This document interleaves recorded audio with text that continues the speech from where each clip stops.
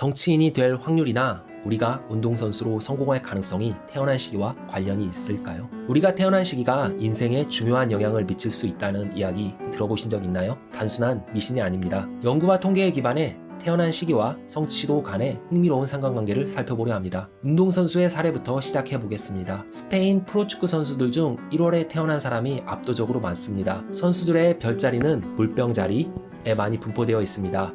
이를 전 세계로 확대해 2000년부터 2020년까지 최상위 프로팀 소속 축구선수의 별자리를 분석해도 이와 비슷합니다. 정확히 태어난 월로 나누자면 45에서 50%가 1분기, 즉 1에서 3월 사이에 태어났습니다.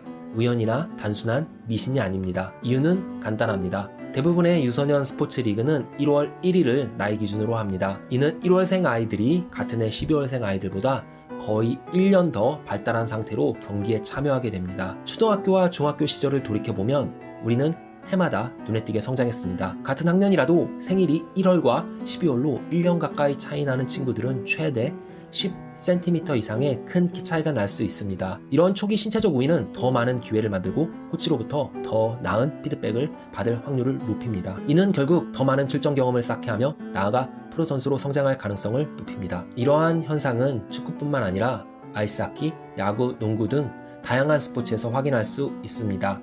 우리는 이를 상대적 연령 효과라 합니다. 흥미롭게도 이런 상대적 연령 효과에 반하는 또 다른 현상도 있습니다. 이를 언더도그 효과라고 부릅니다. 특히 엘리트 중의 엘리트, 즉 스포츠계의 스타들이 이 효과를 잘 보여줍니다. 프로 선수 기준으로 1분기에 태어난 선수가 많지만 이미 프로에 진입한 상태에서는 오히려 상대적으로 늦은 생일, 즉 3, 4분기 생일을 가진 선수들이 더 오래 활동하고 더 높은 성과를 내는 경향이 있습니다. 왜 그럴까요? 상대적으로 늦은 생일을 가진 선수들은 신체적으로 불리한 조건에서 어린 시절부터 더 큰 경쟁자들과 맞서야 했습니다. 이러한 환경 속에서 살아남기 위해 이들은 신체적 열세를 극복하려 노력하며 정교한 기술과 전략에 더 많은 시간을 투자하지 않았을까요? 아마도 이러한 노력이 결국 프로 무대에서 뛰어난 성과를 거두는 데 도움이 된 것 같습니다.